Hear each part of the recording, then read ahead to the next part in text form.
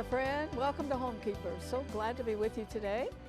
And it's going to be a wonderful, wonderful program, but I really want you to know you're so welcome. I hope you feel the welcome that we send you from this program. And hope we have a lot of first-time viewers. So stay with us. We want to get acquainted with you. And for all you precious, precious regular ones, we send our love. God has blessed this program with regular guests, and we try to get them on once a month, not always real on target on that. But many months ago, I watched a lady speak on this YouTube thing, and her name is Heide Janshon, and she was talking about Common Core, and it was very, very informative. Well, I got in touch with her, and long story short, she's one of our regulars on here, and we talk about education. She's been with us, maybe she knows best, but 3 or 4 years. And so I want her to bring us up to date on Common Core. It was so very controversial. And teachers didn't like it as much as I can remember. They didn't like it because you had to teach to a test and you left a lot of other things go while you're teaching that child just one thing, pass the test. So we'll have her bring us up to date on that. And whether you're a grandmother or a teenager, you really should be interested in our public education, and that's why we do this. Then I'm going to join Stephanie for mini strawberry shortcake. Who doesn't love strawberry shortcake? I doubt that they exist, and this really looks good. We've got wonderful strawberries, and we're going to put it in a homemade shortcake. I don't like those spongy things, do you? You buy in the store and you put the strawberries on. No, I like that real strawberry shortcake that, you know, tastes like a good biscuit, good homemade biscuit. And Brooke, my floor director, Brooke, is saying yes, amen. Okay, before I join her, though, let me talk to you about something. If you have problems, try to get some help. I remember when my life absolutely fell apart, really been several decades ago, and I had all the spiritual answers, and I needed that face-to-face help, and I couldn't find any, and I kept looking, and I found that maybe one session with a good counselor can absolutely put you on a good, positive path. Also, good books. Just read something. One paragraph might jump out and just really help you a lot. And that's what this book will do. Putting an X through anxiety. Look how small it is. But it is loaded with wonderful, wonderful information. And if I know anything about this American population today, they're full of depression, there's a lot of suicides, there's a lot of anxiety. Put an X through it. This got the Word of God in it, and it's also got some other really good information for you. You don't have to live like that, okay? Now, you can have this for any amount of money. Just send a gift to Homekeepers, and we will get it out to you. Our address is Box 6922, Clearwater, Florida, 33758. And if you use your credit card, there's a number there for you, 1-800-229-0059. And I don't know, when I'm talking to you like this, I think of when Jesus confronted the man at the pool of Bethesda, and he said, do you want to be well? And I think there's a lot of people in America that have never thought of that question. Do you want to be well? Oh, of course I do. No, if you want to be well, you'll do something about it, okay? Hope we can help you with this, so let us hear from you. And here's Sister Steph. You're looking so pretty today. Well, thanks. I think you got some new hair color. A little update. Takes more and more. Let me promise you, as you get older. Listen, I thought I would, I always tell myself, I'm going to age gracefully. And now the lines are showing up, and I'm like, maybe I'm not going to age gracefully. Not maybe so I'm gracefully. going to do a little something about it. Well, you look really pretty today. Thank you. This is a yummy day. Now, listen, Arthelene Rippy. I'm not sure what happened to you in your life, but she comes up to, she comes up here and she looks at these yummy strawberries. She said, can we get some of that juice out? I'm like, have you never had real strawberry shortcake, my friend? The Maybe juice not. stays. The juice stays. So we took strawberries, we cut them up, and we put some sugar in there.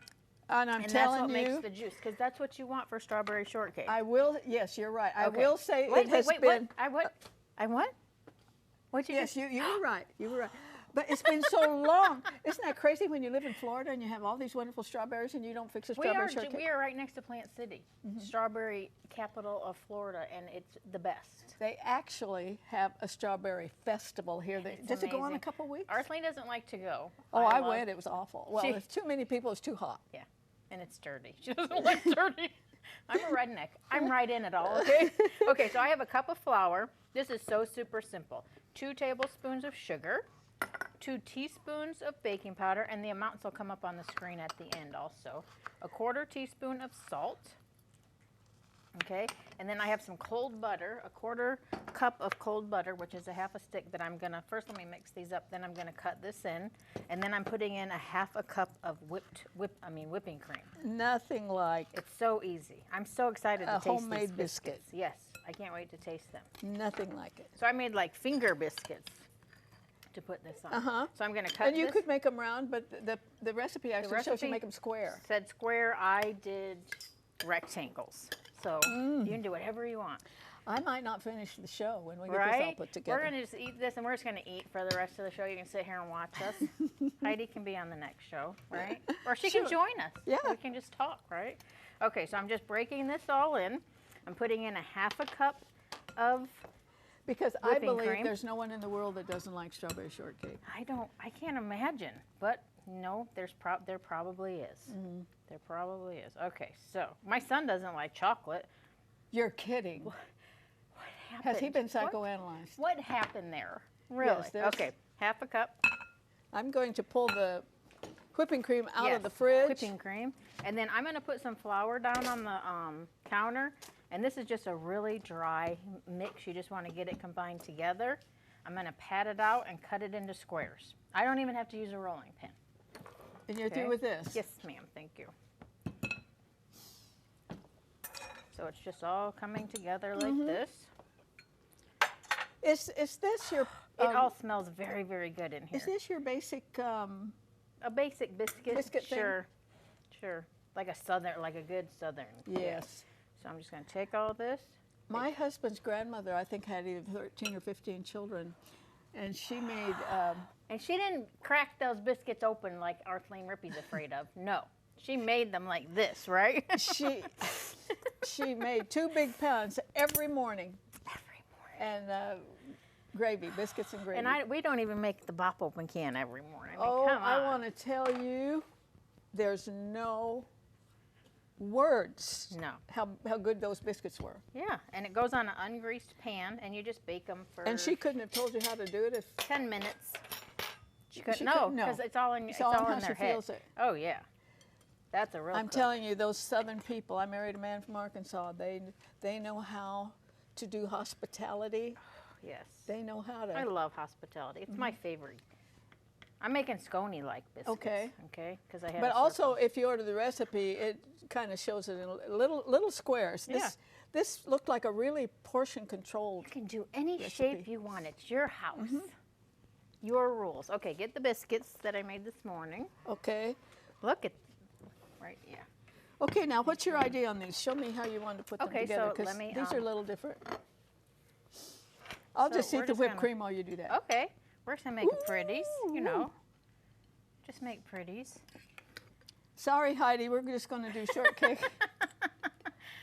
It's a good day, Heidi. It's a good day to be here. And get some of that juice on there, and then you put some of that. Hello. Hello. Yes, hello. So Now to good. get that so the camera can see it. And Well, it had it, and then you moved it. So. I thought the whipped cream was in front of it. So, all right. Yeah, I want to try this biscuit. Get you a piece of strawberry. Oh my gosh. No more throwing silverware. It's been so long since I've had strawberry shortcake. She's having a moment. You okay? Those biscuits taste like the butter wafers that you get at Christmas time. Oh yes. my gosh. If you don't, You guys. if you don't calm down, our guy from Seriously. audio, They're going to shut me down. no, they're going to come and join us and forget the show. Anyway, I know you So want this good. recipe, You so the want this information is coming up on your screen.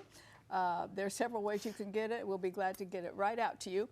But if you haven't met Heide Janshon, I want you to meet her because we're going to try to educate you on public education. So stay with us. If you would like a copy of today's recipe, you may receive it by contacting us through social media as listed on the screen. When requesting a copy through the mail, be sure to include a self-addressed stamped envelope. Thank you, and please know we always appreciate hearing from our viewers.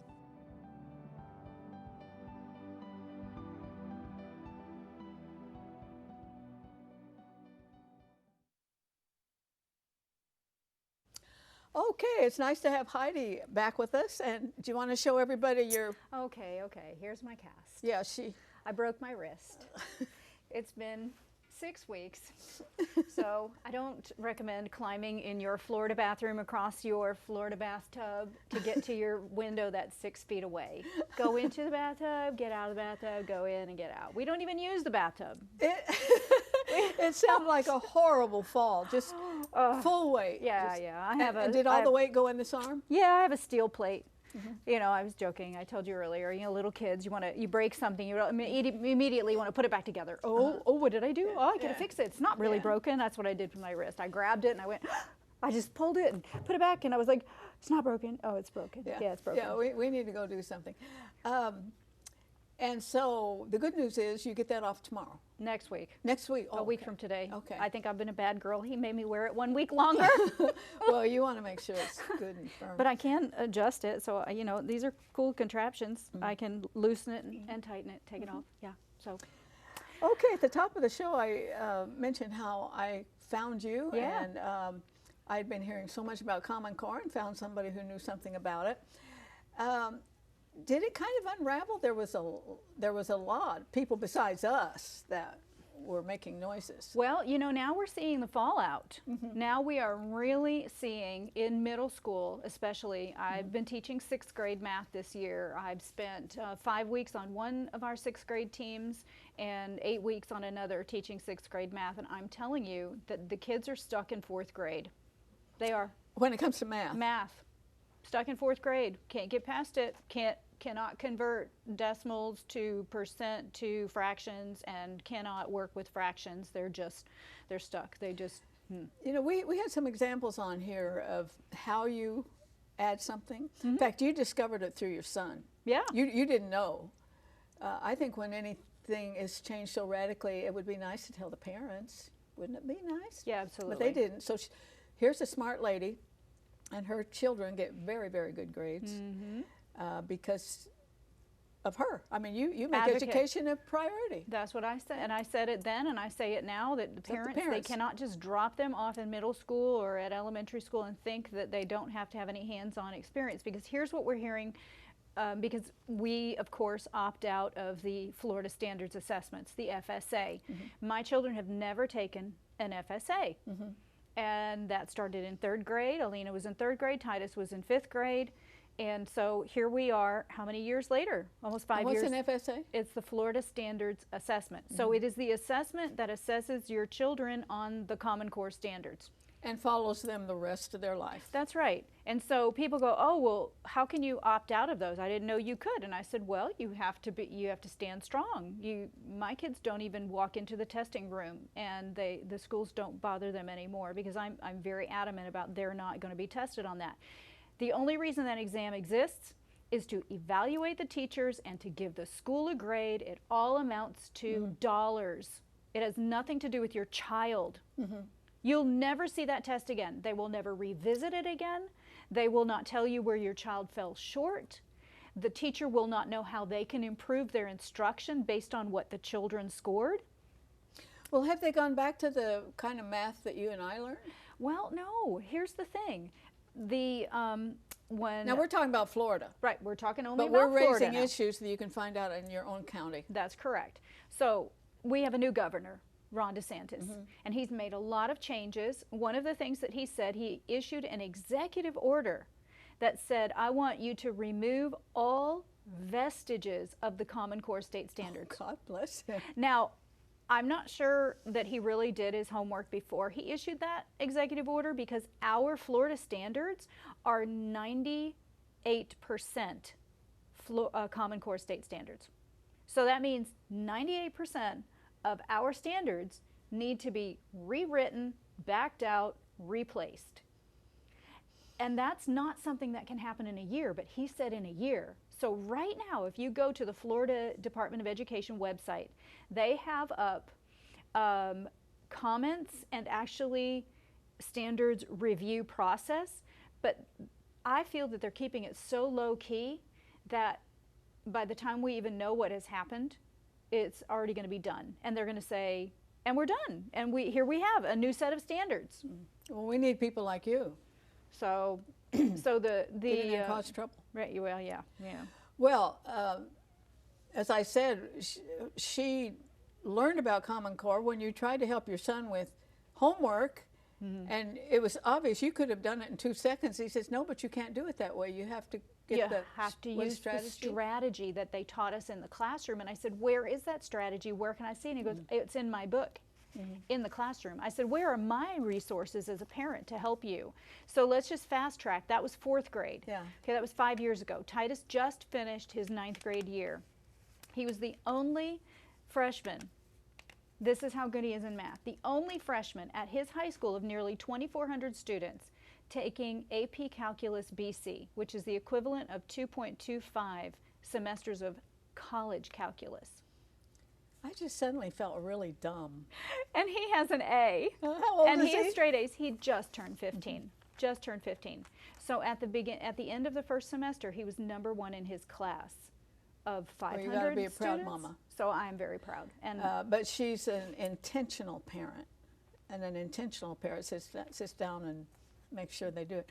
Okay, before we get to, because we're going to talk about how they are pushing this whole transgender thing on children as young as kindergarten, 1st grade. This is why you have to be diligent, and grandparents could be diligent. I mean, you could just find out what's going on and then, ring the bell if something's wrong. Test answers stand out. Now, this is a situation, Riverview, I guess, where the teacher, well, let me backtrack a little bit. The grades and graduates came up so high, just so quickly. I said, "My, what are they doing at that school?" The teacher left the answers to the test on the wall. oh, how nice. This was one of the worst schools, and all of a sudden so you've got to be very, very vigilant. Yes. Now here's the other one. Same page. Show them the money. They're actually going to teach them how to balance a checkbook. Imagine that. A real life skill. Yeah. I can't even pronounce this, but this one student said, "Once I move out, I'm not going to need to know Pythagorean theorem." Oh, the Pythagorean theorem. What's that? It is a² plus b² equals Something c². you'll never use. Well, if you want to find the angle, yeah, it's pretty helpful actually. But I will need to know how to file taxes. So good, I credit a little bit to President Trump because he said we need more trade schools. That's right. And all. So there are some silver linings here. Just imagine they're going to teach you how to do some I finance. don't know why we have to have the pendulum swinging to one extreme and then all the way back to the next. Let's saturate our market and our society with IT specialists and then have no trade builders. I have to brag on our daughter too. She's here with me, but she's 13 and she was in a class of 8th graders this past year as a 7th grader with some of her other 7th grade friends in Algebra 1. And she sailed through that class, and every day she came home and said, "This is so easy." And I think she ended the year with a 99. Excellent. Good for you. So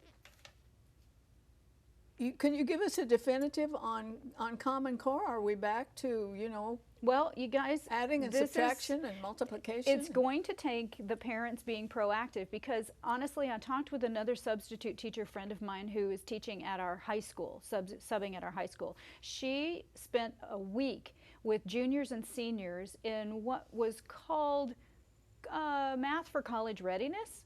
And she and I compared, and she was teaching exactly what I was teaching in 6th grade math to juniors and seniors in high school. So Yeah. we're talking about mathematics, but here's what's happening with the language arts and the reading. They're killing the love of reading because they've brought in so many technical and user manuals and thinking that students, high school students, middle school, elementary school students need to learn how to read user manuals and need to learn how to read technical text.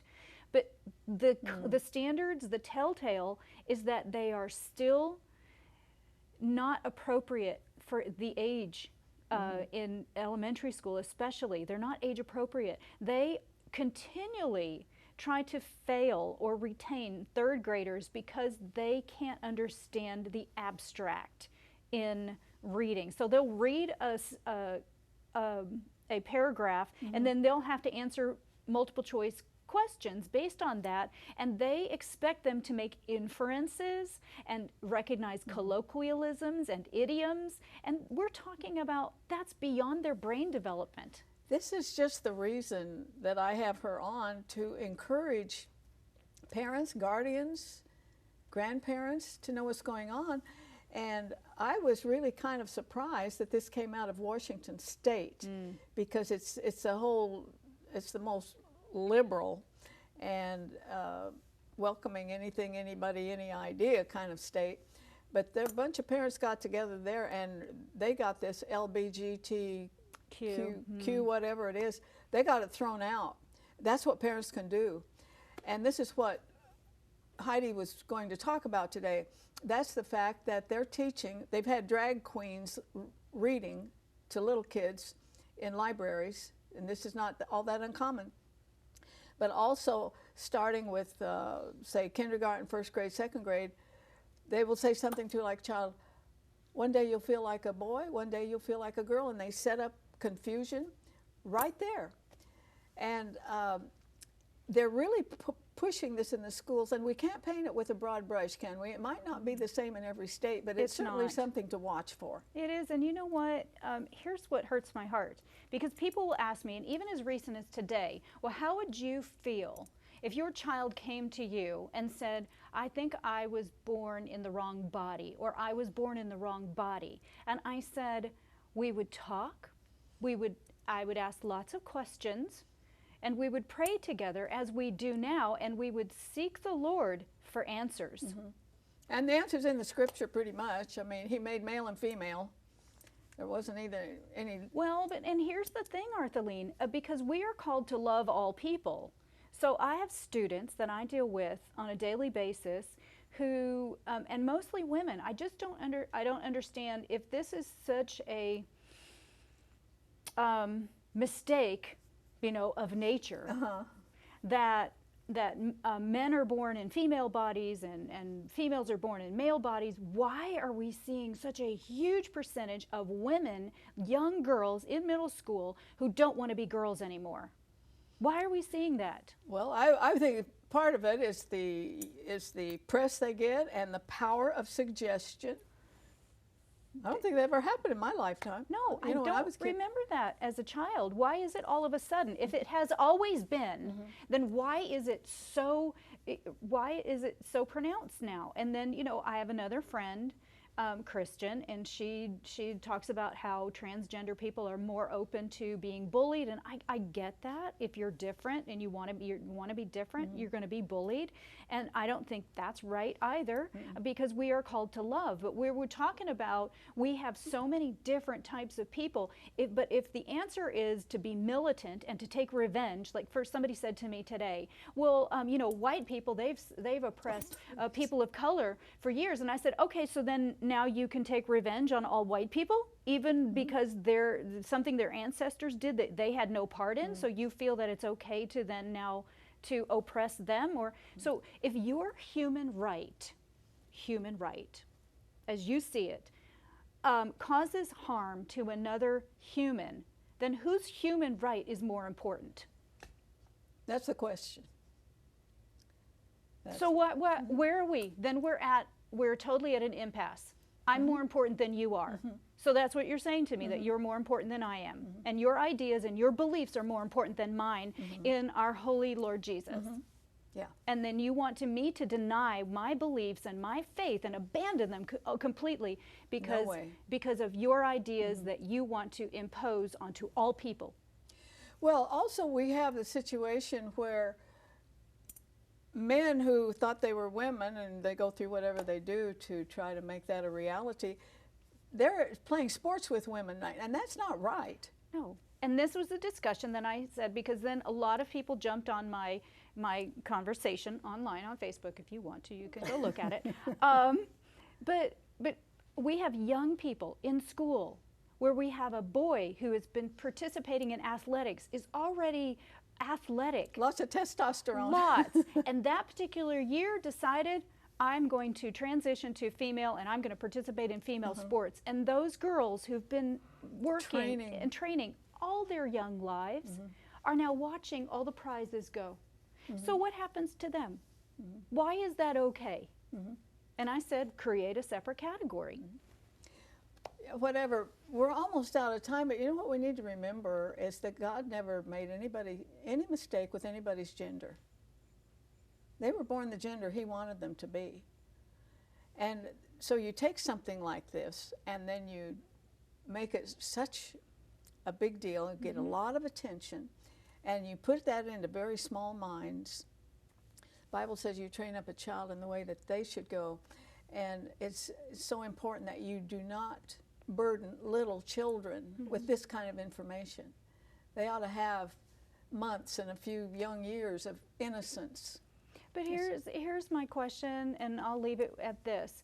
We have adults who made adult decisions and said, I feel like I am this particular gender. And then if they have children, are they really raising these children to be objective, or are they imposing upon them what the decision that they made? And they'll say, well, you do that with your faith. And I'm like, okay.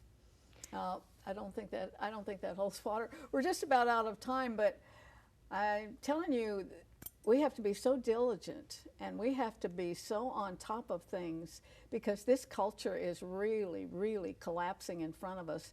But the Word of God hasn't changed. Culture can change. People's ideas can change. They get really crazy ideas, but doesn't change the Scripture. And the Scripture is always chosen to be right. It works. If you do it God's way, you're going to get a really good result. We are out of time, but please join me next time. And remember, there's no higher calling than that of a homekeeper, and it's more important now than it's ever been. See you later.